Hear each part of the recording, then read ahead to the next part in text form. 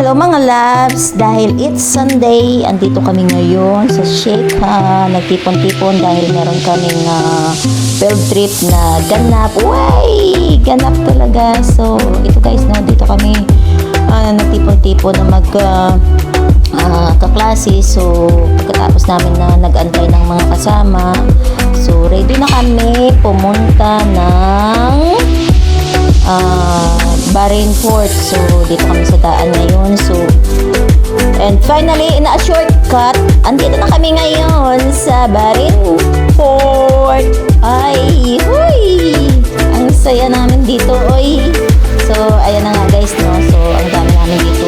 Saka, papasok na rin kami dito sa loob ng Barin Fort. So, first time na nakapasok dito. Way! Ganun. So, ayan na.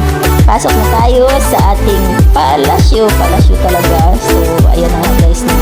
Nagtingin-tingin lang kami dito at saka hindi rin kami dito tumagal. Taking picture lang dahil may pupuntahan pa kaming isang location na kailangan namin kasi sa Islamic ano namin ba. So, ayan na nga guys, no.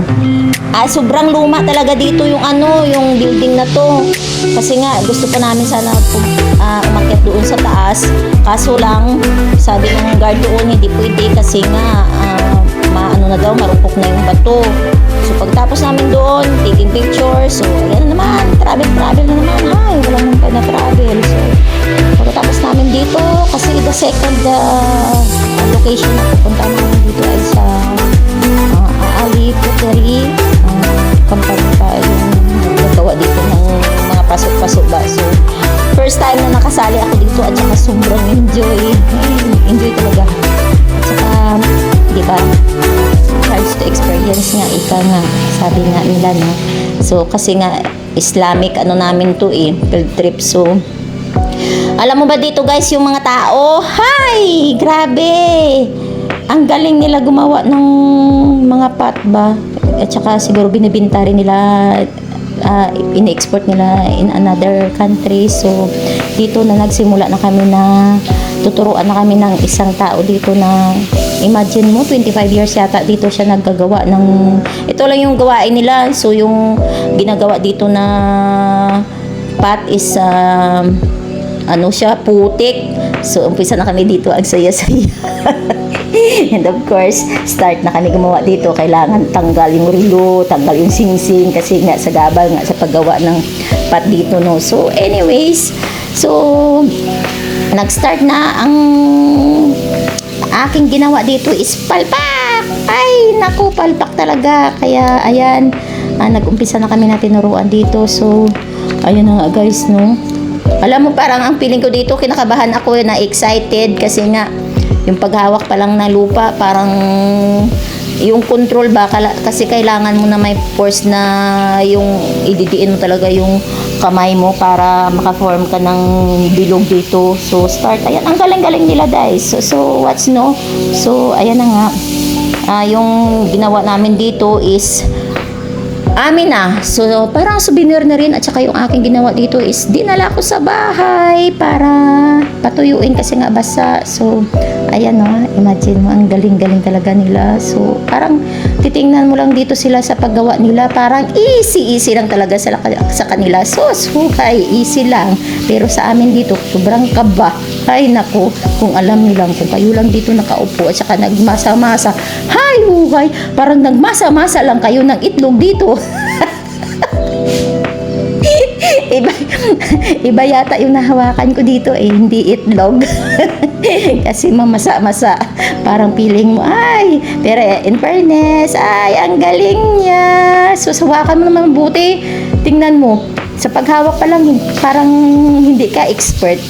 Alam naman natin, expert ka dito. Ay! Ayan. Habang umiikot, parang kinikidikit yung kamay ko dyan ba. Tapos, kailangan, pag nag-form ka dyan, kailangan, lagyan mo siya ng konting tubig para yung paghahawak mo ng putik dito is medyo malambot siya, mabasa, para makapag-form ka ng bilog-bilog dyan or whatever na bilog, basta bilog.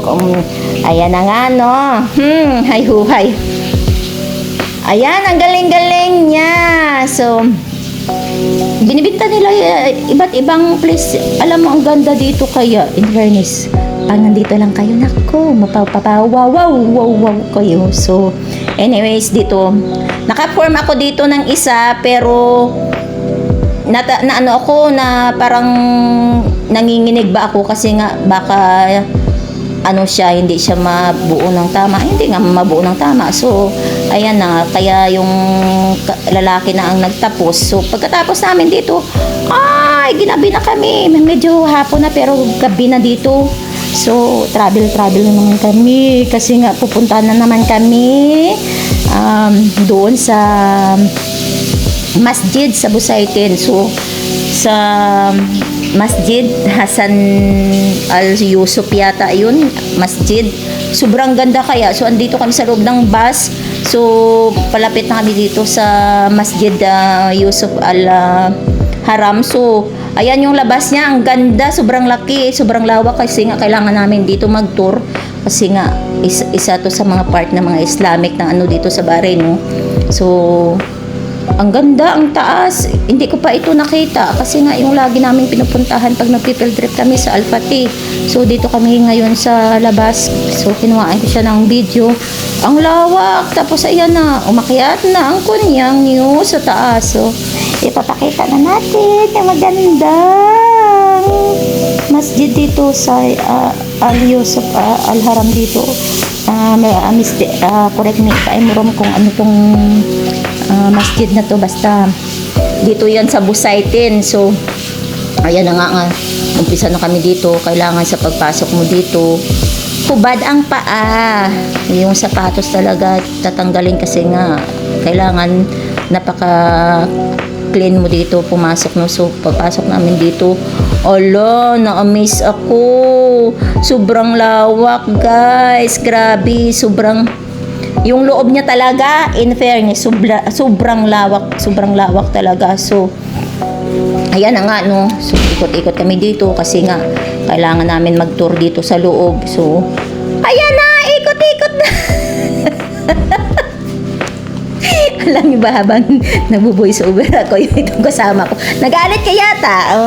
Ayan na nga, no. Ang lawak kasi nga, kami lang dito yung pinayagan na pumasok sa loob para makapag-tour. Sobrang lawak, grabe, in fairness. Sa taas kami, umakyat kami sa taas ng masjid. Tapos, nag-ikot-ikot lang kami dito. So, talagang ikot lang kami talaga. Yung tour nga tawag, di ba? Tapos, ay, sumilip ako doon sa baba. Yung iba, dito kasi guys, pag sa masjid ka, magkahiwala yung babae at lalaki. So, yung mga lalaki, sa baba, nag-perform ng sala. So, dito kami sa taas. Ay, ang lawak. Tapos, mas maganda pa pala sa baba kaysa sa taas. Kasi nga, yung sa taas, plain na siya. Pero, may mga pangalan din dito nakalagay na mga dua or pangalan ni Prophet Muhammad sallallahu alaihi wasallam. Or, ayan na nga guys, no. So, pagkatapos namin mag-ikot-ikot doon, ay, naku, walang humpay. Talaga, nakaka-travel, nakakapagod, pero alam mo yung pagod mo na sulit kasi alam mo, may natutunan ka ba sa mga napuntahan mong lugar. So, enjoy kami dito. So, andito kami sa loob ng bus. Biglang nagutom kami dito kasi nagbaon na kami ng pagkain. So, kain kami doon sa loob ng bus kasi nga talagang gutom na kami. So, ayan, start na magpapak ng mga baon. Ay, bahala na kung wala nang matira. Basta makakain na kami sa loob ng ano. Pero, ayan na nga guys, dahil may isang ka-sister na nagbigay sa amin ng pandesal, pantawid gutom. Kasi nga, hindi kami nakapag-lunch. Breakfast lang kami dumating doon sa Sheikh School. So, pagkatapos namin dyan, pangatlong punta na namin dito, travel naman. So, yung pangatlong puntahan namin is sa Bahrain Museum. So, dito na kami sa Bahrain Museum. Imagine mo yun, no? From Aliport, papuntang Busaitin, papuntang Puteri. Tapos, ito na naman kami. Dito na naman kami sa Bahrain Museum. So, ayan na nga guys, no? habang papasok na kami lahat doon ng mga kasama ko, mga ka-sister ko doon sa loob ng Bahrain Museum. Ang lawak nito sa labas, sobrang lawak. Kasi nga, di ba, ano to, yung ano nila to, parang sa atin ba yung tinatawag nga, museum nga. Ayan, pumasok kami doon sa loob ng museum, lahat doon, yung traditional na sinang-unang ano nila, yung tradisyon nila sa noon, yung mga kagawian nila noon. Ayan, yung nagbabangka sila noon, kung paano sila magbangka. Ayan, oy, may isda pa. So, ayan, no, kung paano sila dito. Kasi sa loob ng Bahrain Museum, pinapakita yung mga old traditional. Ayan, yung yung nilalagay nila kung paano sila mangisda, kung paano sila maghabi ng damit, or paano sila maggawa ng ano nila. Noon talaga nilalagay nila dito yung traditional noong unang panahon. So, ikot-ikot kami dito. At saka dito pa lang kami sa baba, hindi pa kami umakyat sa taas. So, paulit-ulit na lang ako sa kabidyo kasi nga nakailang beses na ako dito pumasok eh. So, pagkatapos na namin dito, ayan na guys, Lokatcha na naman kami kasi ang final destination namin is doon na naman kami pupunta sa Dolphin Park. At the last na aming destination ay Dolphin Park. So, travel na naman kami. So, nakakapagod. Grabe, kapagod. So, anyways, bye-bye!